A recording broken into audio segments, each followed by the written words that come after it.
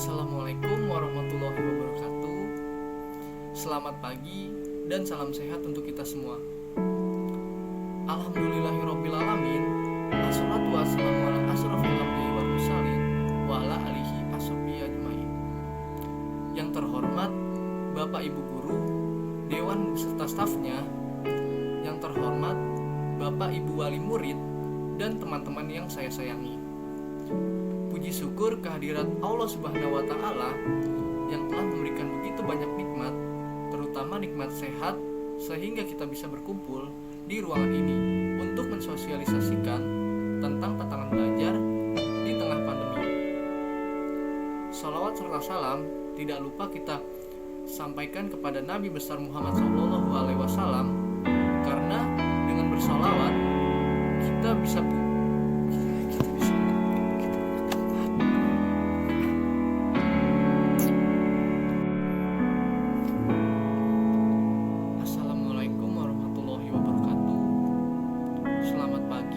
dan salam sehat untuk kita semua.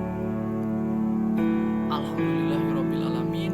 Assalatu wassalamu ala asrofil anbiya'i wal mursalin wa ala alihi washabbihi ajmain. Yang terhormat Bapak dan Ibu beserta Dewan dan stafnya. Yang terhormat Bapak dan Ibu Wali Murid dan teman-teman yang saya sayangi. Puji syukur kehadirat Allah Subhanahu wa Ta'ala yang telah memberikan begitu banyak nikmat, terutama nikmat sehat, sehingga kita bisa berkumpul di ruangan ini dalam rangka mensosialisasikan tentang tantangan belajar di tengah pandemi. Tak lupa kita sampaikan salawat serta salam kita kepada Nabi besar Muhammad SAW, karena dengan bersalawat kita mendapatkan begitu banyak nikmat. Sebagaimana sudah kita rasakan selama ini, pandemi corona yang begitu merajalela di hidup kita, seakan-akan kita harus hidup berdampingan dengan corona ini. Berbagai aspek kehidupan juga telah berubah seiring dengan wabah COVID-19 ini. Kita seakan-akan dituntut untuk menjalani kegiatan sehari-hari dan harus beradaptasi. Bahkan tidak tanggung-tanggung, kasus COVID dari 1 tahun kemarin, bahkan hampir 2 tahun, selalu mengalami kenaikan. Berbagai upaya pemerintah sudah dilakukan, dari mulai protokol kesehatan sampai dengan social distancing. Tapi pasang surut kenaikannya masih tetap sama, bahkan hampir melonjak jauh. Dan pada akhirnya di tahun 2021 kasus COVID-19 mulai ada penurunan. Berbagai negara berupaya untuk mencari dan menemukan vaksin COVID-19. Apapun cara mereka untuk mengurangi wabah COVID-19 ini mereka lakukan. Alhasil di tahun 2021 vaksin COVID-19 di berbagai negara sudah mulai ditemukan.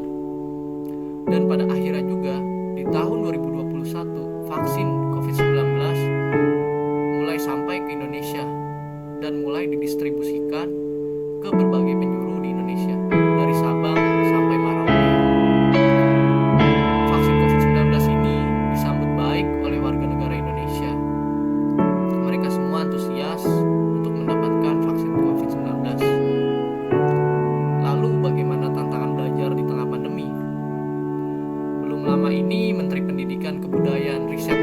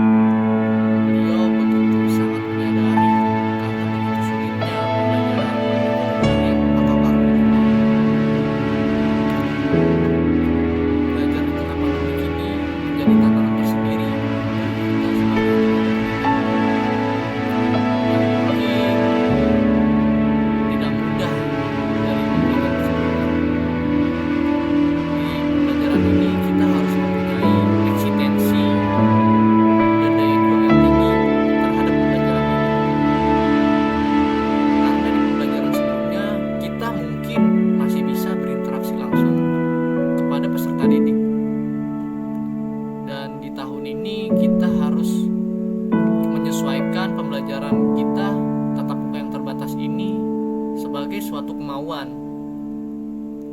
yang dimana kita tidak bisa berinteraksi langsung karena adanya wabah COVID ini, dan mungkin harus mengikuti protokol kesehatan yang sudah semestinya dijalankan.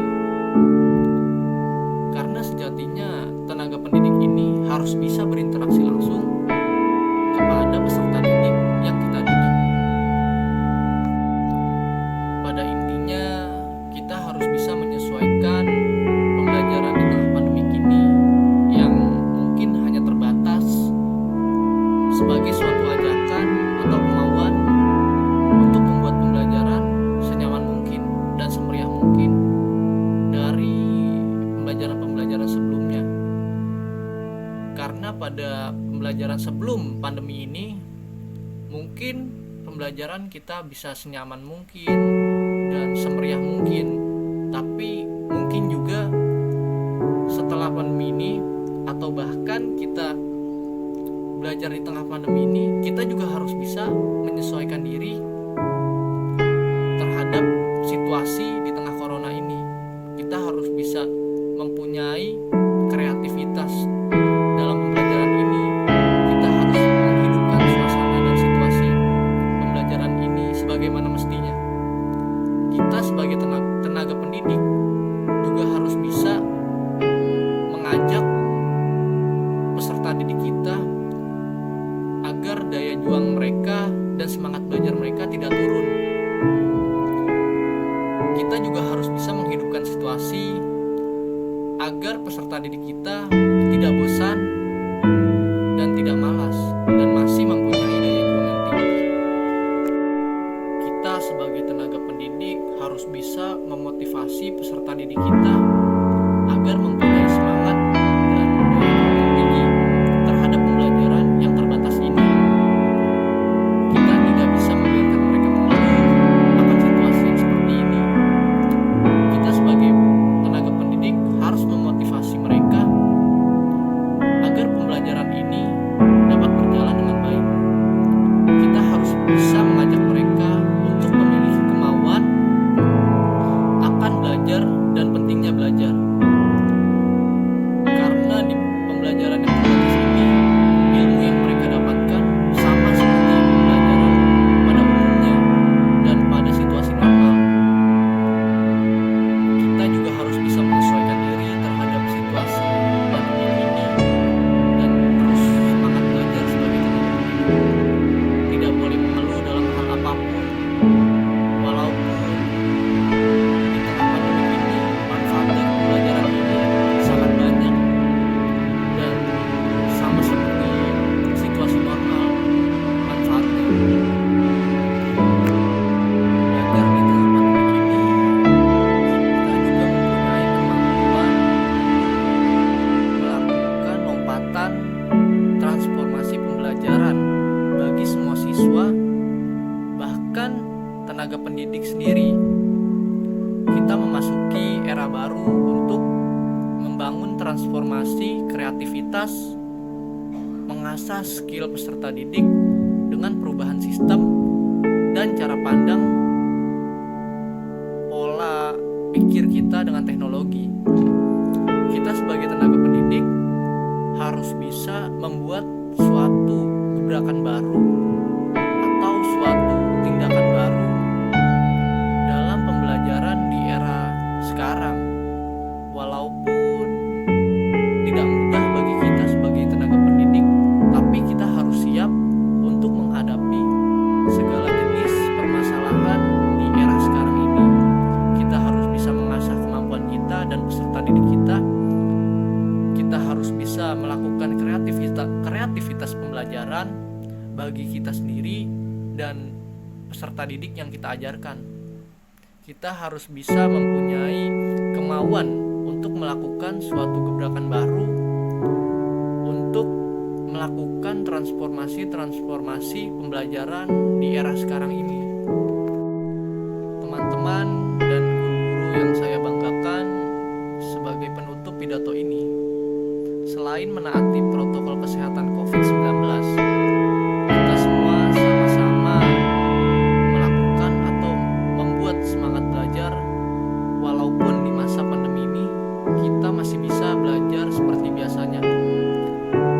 sebagaimana ungkapan yang sering kita dengar, gapailah cita-citamu setinggi langit. Untuk menggapainya, kamu perlu lebih serius lagi, fokus, dan semangat belajar. Demikianlah pidato yang saya sampaikan. Kurang lebihnya mohon dimaafkan. Bila ada salah-salah kata atau salah-salah perbuatan, mohon dimaafkan. Saya akhiri.